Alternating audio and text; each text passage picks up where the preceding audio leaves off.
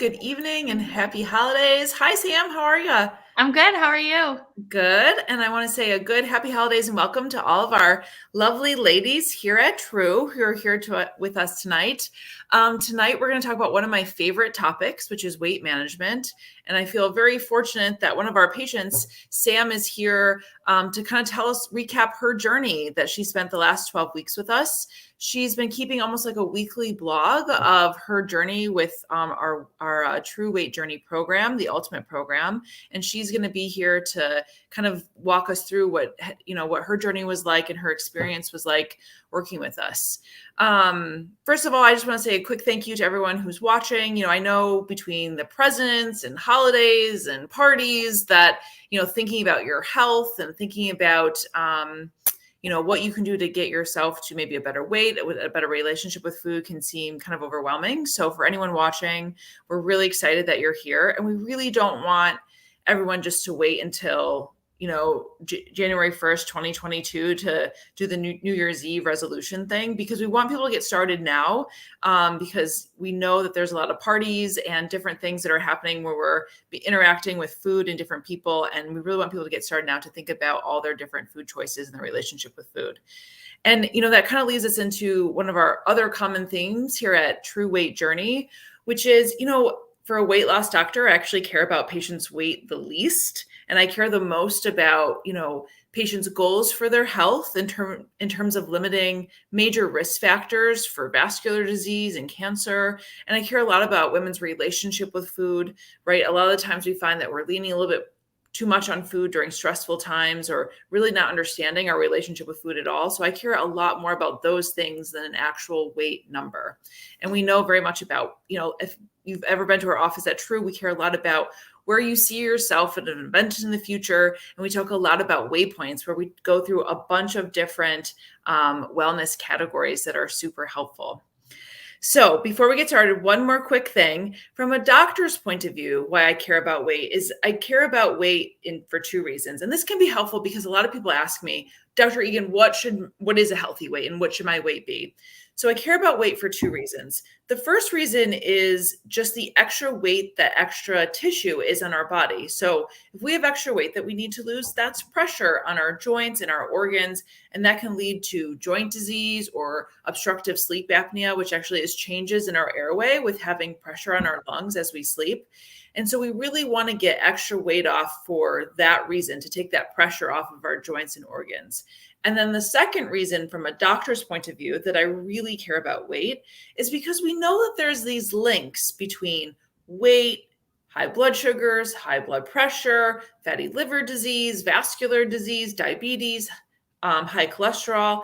And we're trying to figure out where people stand in terms of those risks, and where they are with their extra weight that they need to lose, and what that correlates to. So those are the kind of two things that I'm thinking of in my head when patients ask me, where am I in my weight journey and where should I be? All right. So you hear a lot of, so Sam, tell us a little bit about how you, about your weight journey kind of before you got started with us. Yeah, for sure. So I've always been pretty confident in my weight. I've always been a little bit heavier set, build. I was in sports all throughout high school and very athletic. But I've just always been heavier than a lot of my friends and stuff. And once I got to college, I was kind of having to start making food choices by myself and everything. And I found myself turning to food more of in an emotional capacity. And so I think it's just kind of gotten worse over the past couple of years. And now I'm 24. And I was at this point, it's kind of now or never. I need to set the stage for what the last part of my life is going to look like, So I'm still pretty young, and I wanted to develop those tools early. So I was being overweight comes with a lot of risks, like you said. And I was I'm already at elevated risk for breast cancer, ovarian cancer, that kind of stuff. And I've had issues with my thyroid and stuff. So I was just kind of I'd rather just start off on the right track, being 24. I'm still young. I'm still able to be active. I don't have any kids. There's no excuse for me to not get my butt in gear. So it was just time. Yeah. And I'm sure you're like a lot of women where you hear a bunch of different things, right? Yes. You read magazines and you listen to different people. And I think I've spent a lot of time in my professional career thinking about all those recommendations. And I laugh that I actually read every diet book that comes out because I feel like I owe it to patients to make sure I know what's out there and Yep. if it's scientifically sound. And with all that information over the past 2 years or so, I've sort of globbed it together in what we call our true weight journey pyramid. And we're going to pull that up on the screen if possible. So, how I like to think about helping women lose weight is first we start with the outside. So, we worry the most about your relationship with food and kind of your relationship with the outside world, right? If every day you're really struggling with, a boss or at work, then it's really tough to think about making good food choices and really getting a handle on how you're going to handle your meals at the end of the day. The second thing that's probably really important, that's really mostly important, is making sure we're getting the nutrition from our meals right. And this is where it can be helpful to use meal replacements, which is exchanging grocery food for protein shakes, which Sam's going to go into a little more detail about her experience with that. But that can really be helpful in addition to making other good food choices. Now, what foods are quote unquote healthy, you could read, up and down, and I don't think it's 100% settled as to what everyone thinks is healthy for every single person. I sort of go in the theory of, you are your N of one, as they say. And that's why we're here at, True Weight Journeys to help you kind of figure that out. And we can use some labs and different things to kind of help you make some good choices about the timing and what you should be eating. And then the last section, which is really important, especially with the advancements in medications over the past several years, is making sure we're getting patients' medications right. So believe it or not, there's actually several FDA-approved medications to help people lose weight. They work in a couple different ways. One way they work is by changing sort of our body's signaling for holding on to extra weight. And the second way that they work is they actually change our mindset around food so we can make better food choices. And then that changes some of the signaling that that is used to help people gain or lose weight. And of course, we always worry about the moans or hormones, as one would say. And we care a lot about that as women are going through their different phases of there are different reproductive stages and helping them figure out what their ovarian function is. The inside pyramid is also really helpful, but you got to do the outside first. And that is getting enough sleep, making sure that we're in a good place of serenity and not too much stress, and then stability. That's what I think of as being heart strong, muscle strong, flexible. For lack of a better term, this is exercise, but we really want people to think about being strong and stable and cardiovascularly fit. I have a lot of women that come in and will say, I want to lose weight. I'm just going to exercise more. I'm not going to think about food. I don't want to think about medications. And it tends not to be as successful. Of course, I love exercise, and I think women should exercise for a variety of different reasons.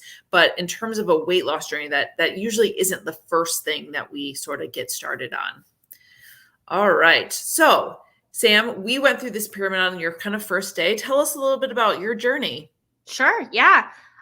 So we kind of started off just like talking about what my picture of self was and like where I wanted to see myself, how I wanted to look, how I wanted to feel and stuff. And I think that was huge for me because now I'm coming up on my milestone moment. It was Christmas pictures with my family and with my dog and my husband and stuff. And I bought like size large in pants instead of extra large. And that was a big moment for me. So I think going into the journey, I was like feeling hesitantly optimistic and just really wanted to change my relationship with food more than anything and just become more mindful about what I was doing because so much was based on convenience and just get it and go and like how best can I just get through the day before I get hangry kind of thing. Yeah. So What seemed to stick with you the most? I think just the mindfulness aspect to speaking with you about the cravings and how like there's this part of your brain that's like the animal brain. It's like, no, you have to have it. Like you just kind of go into autopilot and your brain's like, no, you need to have this. And when you think about it logically, you're like, no, I'm not going to die if I don't have this. And I think during one of the first couple weeks of my visit, when I was telling you I had a wedding I had to go to, and you were like, try a cupcake. And I was like, what? You were like, no, just try it and see how you feel about it. So I took a bite of it and I was like, okay, this is fine. And I took a second bite. I was like, this isn't that great. Third bite, I was like, okay, I'm done. Like, I'm good. Like, I don't need this. Whereas like before the journey, I probably would have been like, oh, I'll just eat the whole cupcakes. I don't want to throw it away kind of thing. Like it's sugar, it's fine, whatever. And so I think that was like a big moment for me of just being like, oh my gosh, like I don't have to eat the cupcake. The cupcake doesn't have power over me. You know, I think that was a big thing. And I had a couple of those moments throughout the process. And I was just, every time I was just kind of felt like I was getting my power back. Yeah. And I think that's one of the beautiful things about working on our mindset of food is that it's kind of one of those things that doesn't end, right? Like for sure, I mean, you can make anyone lose weight by starving them for 6 weeks, but is that really the best answer for patients? You know, probably not, right? In fact, I think there's evidence to support that that's probably really not the best answer. Yes. All right, great. So what's something that was unexpected? I think probably how much my stomach shrank. Like I didn't realize like how much I was really eating before this like journey and stuff. And so like now I'll have like a chicken breast and like a handful of broccoli and I'm like, I'm stuffed. Like there's no way I can have any more. And then there's like, I'll have like half of like a Panera salad and I'm like, how did I eat all of this before and the baguette and like a sandwich and like this kind of stuff. So it's just been a lot of moments for me like looking at it and being like, wow, I can't believe my stomach like shrank that much. I can't believe it fit all of that food. Yeah. And just how many foods like kind of lost their luster, you know, like I always talk to my mom and I'm like, I'm an avid Coke fan. Like I love Coke Pop. And I just kind of was like, I didn't really like miss it as much as I thought I would. So that was really surprising for me. So I think that that's a really interesting point because I think a lot of people, when we're on a weight journey and we say we've come to terms with we want to make some different changes with our nutritional plan, it can feel as if, you know, turning down that Coke is almost impossible. Yes. Right? And it's hard to describe until you're on the other side. A lot of times we say it's coming out of like the food fog, right? Or the sugar fog, for instance, because it's usually really wrapped around sugar or sugar and fat together. Right. And so when you come out of that fog, it's almost like, I can't believe that I was ever in it. Right.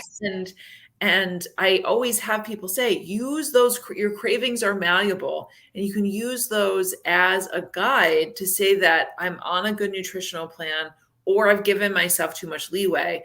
Believe it or not, all of a sudden, right? I don't know, we go on vacation, it's the holidays. And I was like, ooh, do you know what sounds really good? That Coke again. And then you're like, wait a minute, this is not a real thought. I need to be honest with myself, get back to kind of a much more strict eating plan, and then go from there and sort of see how you're doing. Yeah, for sure. I think that was like so surprising to me, especially the first week of a diet is like notoriously like the worst, you know, like when you're kind of going through like the sugar withdrawal and everything. And I was like, I don't know how I'm going to do this for 12 weeks. There ain't no way. And then like kind of after that first week, I was like, oh my gosh, like the cravings aren't as bad anymore. I'm not so moody. Like I was just trying to sleep a ton and stuff. And I felt like I had more energy. And it was just such a big change that I had never experienced in any of the other diets I've tried, keto, Weight Watchers, like calorie counting and all that kind of stuff. And I felt like it was always kind of like a disordered eating kind of thing. I didn't feel like that in any way when I was on my weight journey. It was just like, it felt like very authentic and real. And like I could apply it to every day with no issues. So that was really surprising. And I think one of the things we've talked a lot about, and again, this is going back to the mindset, it's sort of our ping to eat. Yeah. Right. And I think, again, a lot of us are, when we're thinking about our ping to eat, right, we just think it's just black and white. It either is or it isn't. But actually that craving to eat or that ping to eat is a little bit more complicated, right? So for some people, we have to ask ourselves, is this hunger? Like my belly's empty and I haven't eaten in a while and it's growling and I need to feed my body fuel? Or is this just a craving? A craving is the I wants, right? I want sugar. I want peanuts. I want to eat more. I want sugar and fat together. I want to crunch. And it's funny because a lot of people, when we're talking, I mean, most people can make it through the day pretty good, right? Like I had breakfast, good, check. Lunch, check, right? Yep. It's usually sometimes it's like almost like habitual. It's like the 3 p.m.s that it can be a little overwhelming. And then it's right after dinner, usually like 6, 7, right? Maybe we're trying to put our kids to bed and they're crazy, Yep. right? And we're just like, like I'm starving or something's going on. Like I don't know what to do. And a lot of the times that's a craving and not hunger. Yep. And not only, it's really important too, if you're hungry, you should eat. A lot of busy ladies such as ourselves, right, push all that down. Yep. And then we're on our way home and we're like, I'm going to eat my arm off unless I haven't eaten all day, right? Yeah. Now we're, working through the day, all that kind of stress that comes with work and whatever else we're doing, and we're hungry, forget it. We're not going to walk in the door and make a good food choice, right? And then we feel kind of guilty and shameful that we did that. And we're like, oh gosh, I know I shouldn't have, whatever, right? And here I am. And then it creates kind of this vicious cycle, which is really unfair. Yes, for sure. And I felt like one of the things that helped with like the really intense cravings was if I felt even an ounce of like being like, oh my gosh, I'm going down at the deep end, like I'm getting really hungry, like feeling full and satisfied was like perfect to like fend off those things. Like I didn't feel like I had those cravings after I like right when I ate dinner and I was still full. Yeah. You know what I mean? Like once you get in a better pattern and routine, I still get cravings. It's just the way it is. But like they're so much more manageable now. Like where I'm just kind of like, I'm not hungry. I don't need it.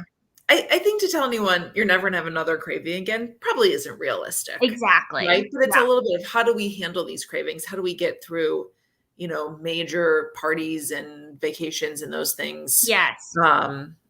When working through. So part of your journey was using meal replacements, which are protein shakes and soups that you would drink or eat in exchange for grocery food. A lot of people are skeptical of them. What do you think? What was kind of your experience with them? I was highly skeptical as well because I had a lot of friends that would do like protein shakes and they'd let me try them and stuff. And I was like, this is the most disgusting thing I've ever had in my life. I will not be partaking in this. And then I tried the shakes that you guys have there and I was pleasantly surprised. Like they're actually very good and they were easy to get down. I mean, they're only 8 ounces. So when you mix them in the shaker, like it's like hardly anything. And you can even make them into pudding if you want to just get it down quicker and get it over with. But I really enjoyed it. My favorites were the mocha and the chocolate ones. Those were the best because they weren't like so overpoweringly sweet. So I like ended up like looking forward to them. I was like, oh, I get my mocha shake later. Like I can't wait to have that one. So it was I was pleasantly surprised. I didn't care for the soups as much. I think those are a little bit trickier to prepare. They are to get the But there was also like a tea that I tried too, like an iced tea one that was really good. Especially when I kind of felt like I was getting like a sweet craving or like I was like, oh, sweet tea from Chick-fil-A sounds really good. That was like a good way to kind of fend that off. So I really liked the shakes, and I'm not just saying that. I like would tell you if I hated them, but I genuinely enjoyed them, and I will continue doing them because they're so convenient. Oh my gosh, not having a grocery shop was like a godsend. And like you said, I would just go to the store and get like some broccoli and veggies. If I was like gonna have a meal or whatever, and that was it. And it was so nice. And you said that you're going to continue to use them. Yep. How do you think that's going to help your kind of overall journey? I think that'll just be so vital in taking out so many of the choices. I think when women go on diets, especially, we get kind of overwhelmed by the choices. It's like, well, I can have chicken and I can have salad, but how much of it, like that kind of thing. And it kind of just takes away like all the noise and stuff. And okay, I'm going to have this. I can plan on it. I don't need to worry about packing a lunch this morning because my dog was taking an hour to go outside and go potty and I can't deal with it. So I'm just going to throw a shake in my bag. Like it's just so much more convenient. And like, it kind of feels like I'm taking my power back too, and like not having the temptation of like going to Chick-fil-A or McDonald's or like that kind of thing. So I think I loved the shakes. I will definitely continue doing them for sure. Yeah. When we talk about making a good food choice is 3 things. 1, education. What should I not be eating based off of me? Yep. Right.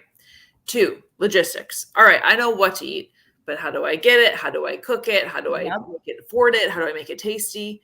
Right. And last is ability, right? Which is a Yep. lot of the mindful eating, right? Okay. I have salmon and broccoli in front of me, but it's Friday night. I don't want this, right? I want to go have something else, right? Yep. Fine. So meal replacements really encompass a lot of, like, make all that a little bit easier. And I think the logistics part is some of the best pieces. And, Yes. I even have meal replacements because I'm a busy person and I don't always get a chance to make my lunches from home. And we live in a bit of a food drought where our office is, and Yep. just a tool. They're a tool to get from point A to point B and give ourselves some calorie controlled protein with a little bit of sugar and just something that's there. And if you don't like them, that's fine. We definitely have a lot of other meal plans and things that we can use for patients, but I do Yes. think that they're a very good tool to get started on a weight journey with.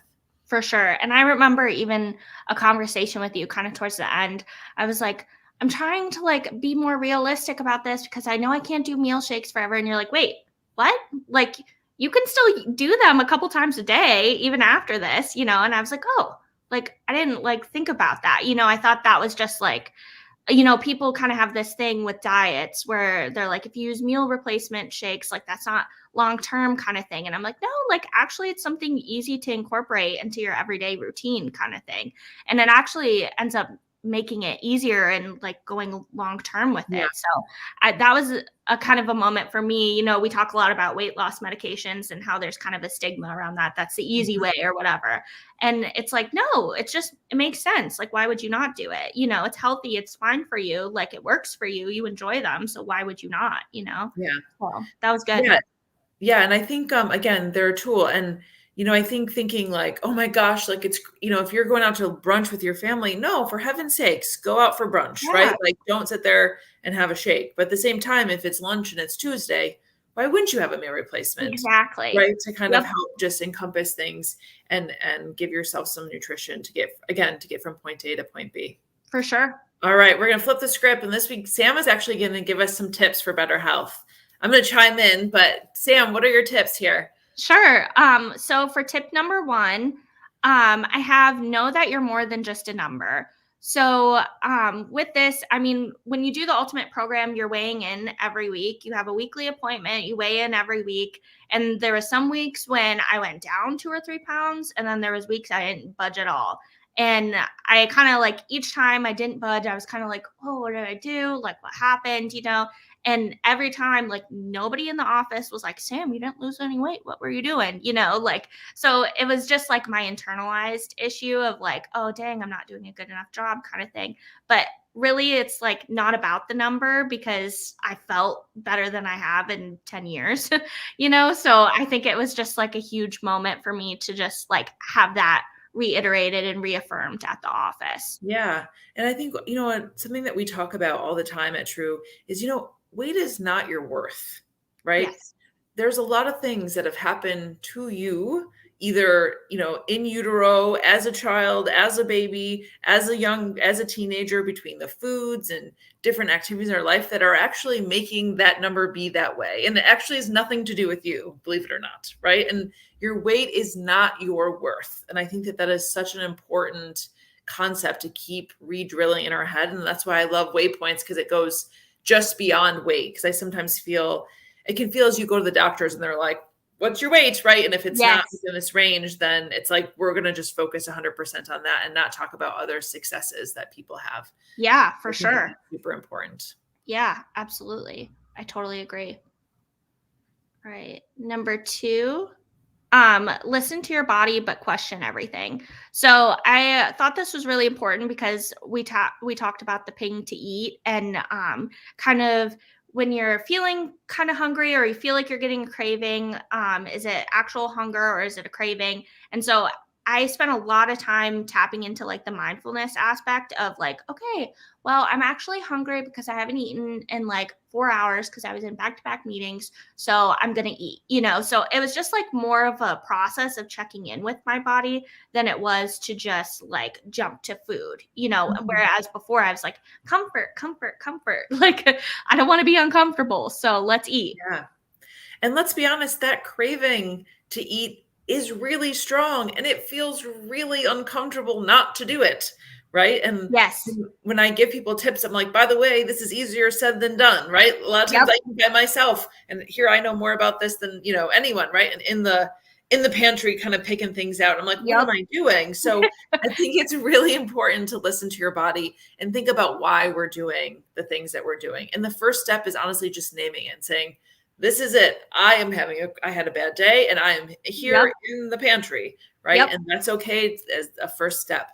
Exactly. And I noticed that too when I was, I go to therapy every Monday. So after therapy, if I had a tough session, I'd be like, Chick-fil-A. And then I'd be like, nope, I'm going home. And I was like, this is just the way it is now. And it was like perfect. I was like, no, this is taking control of my power. So it was good. All right, great. All right. Number 3, ask your doctors for advice, not Linda down the street. So the whole time I was doing this journey, I felt like everybody was kind of giving their opinions about it, and everybody was saying, oh, like meal replacements don't work and da-da-da-da. And I was like, well, sis, I'm down about 20 pounds, so it's working for me. Thank you for that. My doctor knows. And we are on the same page about it. And so when I was struggling with cravings, people were like, why don't you try this? And I was like, I'm going to listen to my doctor because she has a medical degree in this. So if you're going down this path, definitely listen to your doctor and not like the latest fads and trends and stuff like that. I would let your doctor have the last word. Yeah. And I think it can be really hard because it can sometimes feel that, not all doctors have as much medical training as in helping people lose weight. And as I said, I spend a lot of time reading books that are written by different people so that I make sure I understand everything that Linda down the street would be saying. Yeah. It's really funny. I actually have a lot of patients that talk about that. And it's actually something I warn people about when they started on a weight journey is FYI, family and coworkers are actually going to have a lot to say about this, even uninvited, which is really interesting. And it's one of those things that, we listen, if you learn to listen to your body and we can look at different, making sure we're doing it in a safe way, that we just kind of keep trucking along in a way that makes sense for you. For sure. Yeah. I had a couple moments during this process that I had to kind of set boundaries down with my mom. Like the first week when I was super hangry and cranky and going through my withdrawal, she was like, can I make you anything? Can I like get you stuff? Like, do you want me to go to the store for you and everything? I was like, I'm so thankful for that, but absolutely not. Like, I need to do this on my own. I don't need to be enabled. Like, I'll be fine. Like, I appreciate you reaching out and like asking if you could do anything, but I'm good.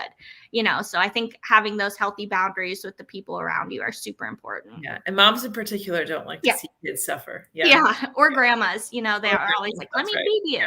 Yeah.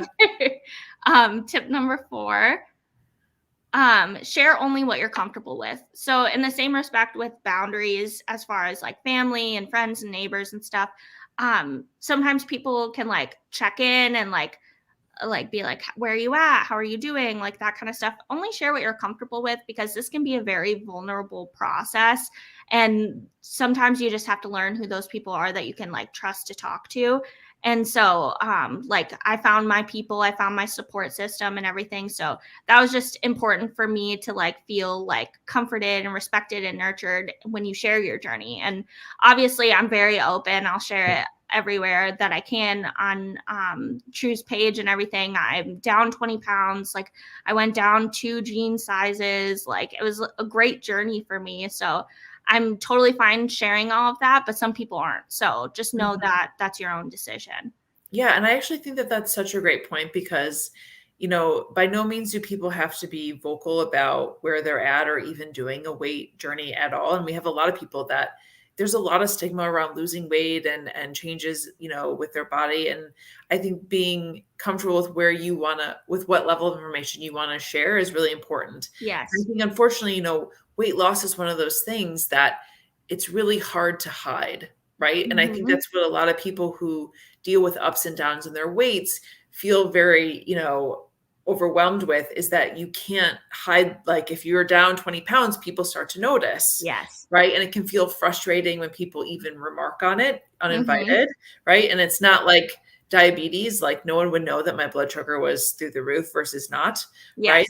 And so it's just, that is something that unfortunately, as we're on a weight journey, that we have to come to, but having the power to say, I don't really have to give you any other details about what's going on. Exactly. It's very empowering to just know that it's your decision. Same with food, like knowing that you have a choice and it's not controlling you is so, it like truly sets you free. So same with people around you. All right, great.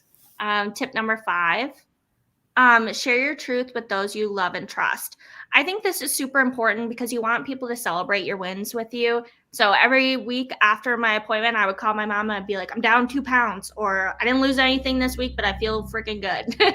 And so I think that was like huge, having a cheerleader, having a support system, at least somebody you can lean on that's going to support you in that. She's like, I want to go out to eat tonight. Do you have a night where you can actually have a meal this week, or are you doing all meal replacements? And so we were very collaborative on that, and just finding people who honor and treasure you in your journey, I think is super important. Yeah. And I also like to highlight that even if you don't have a person, sometimes it can be helpful even to journal these things yourself. Yes. Right? Of kind of not writing well, some people find it helpful to write food logs, but it can also be helpful just to kind of give your emotions of how you're feeling in that moment. Yes. Right? This is really difficult, or I turned down the cookies at work and I'm excited, or maybe I didn't, but now I feel bad, and just kind of really expressing even to yourself how you're feeling, which can be really helpful. I did that with videos in the car too. I would take like a video of myself in the car. I'm like, I'm really disappointed in myself this week. I did have a cookie at lunch and I'm feeling bad about it, but